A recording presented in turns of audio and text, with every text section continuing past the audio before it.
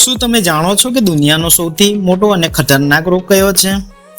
Cancer કે heart attack નહીં, એ રોગનું નામ છે ઘમંડ, જે માણસને અંદરથી ખોખલો કરી નાખે છે અને તેને ખબર પણ પડવા દેતી નથી. મિત્રો, એક મોટું ઘમંડી અને કઠણ ઝાડ છે જે પોતાની તાકાત પર ગર્વ કરે છે અને તેની બાજુમાં જ એક નાનું નમ્ર ઘાસનું તણખલું. જ્યારે જોરદાર વાવાઝોડું આવે છે ત્યારે મોટું ઝાડ નમતું નથી અને મૂળમાંથી ઉખડી જાય છે. એ જ રીતે જ્યારે નાનું ઘાસ નમી જાય છે અને બચી જાય છે.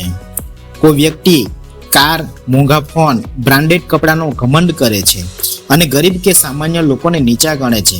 પણ સમય બદલાય છે, દરેકનો સમય બદલાય છે મિત્રો, અને તેને સમજાય છે કે સાચી કિંમત માણસની છે, પૈસાની નથી. માણસનો ઘમંડ પાણીના પરપોટા જેવો હોય છે, ખૂબ મોટો અને સુંદર દેખાય છે, એક ક્ષણમાં ફૂટી પણ જાય છે. તો મિત્રો, ઘમંડ એક એવી વસ્તુ જે છે કે માણસને અંદરથી ખોખલો કરી નાખે છે. તો મિત્રો, ઘમંડ આવવાના વિવિધ કારણો હોય છે. જેમ કે અચાનક ક્યારેક આપણને સફળતા મળે છે ત્યારે આપણે ખૂબ જ ઘમંડ કરવા લાગીએ છીએ. આપણી પાસે સંપત્તિ વધી જાય, આપણી પાસે જ્ઞાન કે બુદ્ધિનું અભિમાન વધી જાય છે. ઘણા લોકો પોતાને ખૂબ જ્ઞાની સમજતા હોય છે, બરાબર ને? મારે જેટલું જ્ઞાન કે આવડત કોઈનામાં નથી, એમનામાં ઘમંડ વધી જાય છે. ક્યારેક ક્યારેક એવા વ્યક્તિઓ પણ હોય છે કે પોતાના સુંદરતા, પોતાનો ચહેરો ખૂબ જ સુંદર છે અને બાજુવાળો જે છે વ્યક્તિ એનો ચહેરો સુંદર હોતો નથી એમ સમજે છે, એટલે કે એના સુંદરતા ઉપર એને અહંકાર આવી જાય છે. પરંતુ એ ભૂલી જાય છે કે સમય જતાં આ બંને વસ્તુઓ નાશવંત છે. તો મિત્રો, અહીંયા આપણે જ્યારે કોઈ વ્યક્તિ સતત પોતાની સરખામણી બીજા સાથે કરે છે, કોઈક એમને નીચ ગણે છે, બરાબર, તો કોઈ બાબતમાં ચડિયાતો સાબિત કરવા માટે ત્યારે અજાણતામાં તેમનામાં અહંકાર આવી જાય છે. મિત્રો, શાસ્ત્રો અને વડીલો એમ કહે છે કે ઘમંડ એક એવો રોગ છે કે જ્યાં માણસની તમામ લાયકાત ને ખાઈ જાય છે. જેમ પાકેલી કેરીથી લચી પડેલું ઝાડ નીચે નમી જાય છે અને સાચું જ્ઞાન સફળતા માણસને વધુ નમ્ર બનાવે છે, ઘમંડી નહીં. તો મિત્રો, આ ઘમંડ વિશે આપણે એક અહીંયા વાર્તાને સમજીએ. તો ઘણા સમય પહેલાની વાત છે મિત્રો. પ્રાચીન ભારતમાં ધર્મપાલ નામનો એક રાજા રાજ કરતો હતો. એ રાજા ખૂબ જ બહાદુર હતો. પોતાની સંપત્તિ, શક્તિ અને ભવ્યતા પર એમને ખૂબ જ ગર્વ હતો. એ રાજા એમ માનતો હતો કે દુનિયામાં કોઈ તેનાથી મોટું નથી. તેના લોકો તેનાથી ડરતા હતા, પણ તેને પ્રેમ પણ કરતા ન હતા. હવે રાજમહેલમાં એક દિવસ એક વૃદ્ધ ઋષિ આવે છે અને ઋષિ રાજાના દરબારમાં આવીને રાજાને કહે છે, હે રાજા, પ્રણામ. માણસે ક્યારેય ઘમંડી ન બનવું જોઈએ. સમય અને કર્મ સૌથી મહાન હોય છે. રાજા આ ઋષિ મુનિની વાત સાંભળીને કહે છે, મારી પાસે તો અપાર સંપત્તિ છે, મને કોઈ હરાવવાળું કોઈ છે નહીં. મારી પાસે વિશાળ સૈન્ય પણ છે, શક્તિશાળી મિત્રો છે. કોઈ મારું શું કરી શકે છે? કોઈ મારું નુકસાન પહોંચાડી શકે નહીં. આ વાત સાંભળી ઋષિ હસે છે અને કહે છે કે જ્યારે શનિદેવની નજર તેના ઉપર પડે છે ત્યારે રાજા પણ ગરીબ બની જાય છે અને ગરીબ રાજા પણ રાજા બને છે. રાજાએ તેના શબ્દો સાંભળીને એ ઋષિ મુનિને દરબારમાંથી બહાર કાઢી મૂકે છે. થોડા દિવસ પછી શનિદેવની અસર આ રાજમહેલ પર પડે છે અને રાજા ઉપર પડે છે. રાજાનું જીવન મુશ્કેલીમાં દેખાવા લાગે છે. તેના રાજ્યમાં દુકાળ પડે છે. પછી એક પડોશી રાજાએ એમના પર હુમલો કરે છે અને એ હુમલામાં રાજા હારી જાય છે. તેના વિશ્વાસુ મંત્રીઓ પણ તેનો ત્યાગ કરી દે છે.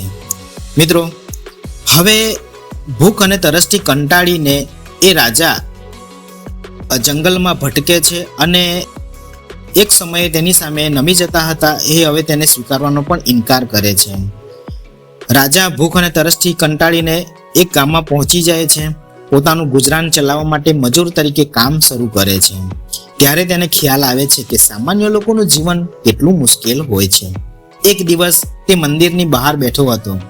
તેણે તે જ વૃદ્ધ ઋષિને જોયા અને રાજા તેમને પગે પડે છે અને વિનંતી કરે છે, હે ગુરુદેવ, અહંકારથી મેં તમારા આદેશોનું ઉલ્લંઘન કર્યું છે. આજે મેં બધું ગુમાવ્યું છે, તે કરશો નહીં. ઋષિએ કહ્યું, હે રાજા, શનિદેવ કોઈ દુશ્મન નથી હોતો. તે એક દિવસ જે કાર્યોનો ન્યાય કરે છે તેનો હેતુ સજા કરવાનો છે ના, પરંતુ માનવતાને સાચો માર્ગ બતાવવાનો છે. રાજા આ વાત સાંભળીને એમની આંખમાંથી આંસુ વહેવા લાગે છે. તેણે પોતાના જીવનની ભૂલનો પસ્તાવ કરે છે અને ત્યારે પ્રતિજ્ઞા લે છે કે હે ઋષિ મુનિ, જો મને બીજી તક આપવામાં આવે તો તે તેના લોકોની સેવા કરશે. થોડા સમય પછી શનિદેવના આશીર્વાદ એ રાજા ઉપર પડે છે. ધીમે ધીમે પરિસ્થિતિઓ બદલવા લાગે છે અને રાજાએ પોતાના જૂના સાથીઓ સાથે ફરી જોડાણ કર્યું, પોતાની સેનાનું પુનર્ગઠન કરે છે અને ફરી પાછું પોતાનું રાજ્ય એ બનાવે છે. હવે એ રાજા પહેલા જેવો ઘમંડી ન હતો. તે નમ્ર, દયાળુ અને ન્યાયી હતો. ગરીબોની સેવા કરતો હતો, ધર્મનું પણ પાલન કરતો હતો અને સુખ દુઃખને પોતાનો જ માનતો. રાજ્યમાં સમૃદ્ધિ આવી એટલે કે લોકો હવે તેનાથી ડરતા ન હતા, પરંતુ તેમનો આદર પણ કરતા હતા.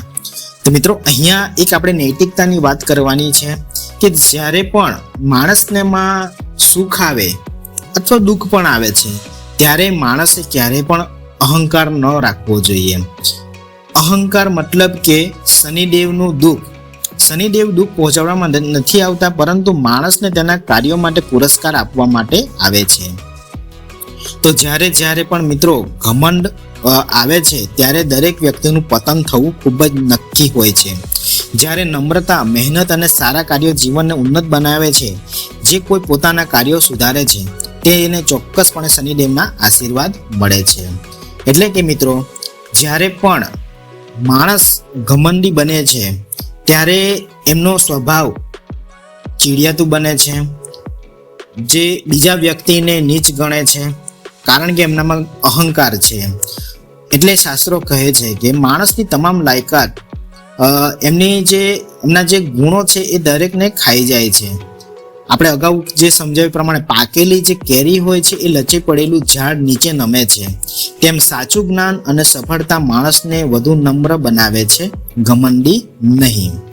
તો મિત્રો, અહીંયા આપણે આ વાર્તા દ્વારા સમજીએ કે માણસે ક્યારે પણ અહંકાર ન રાખવો જોઈએ.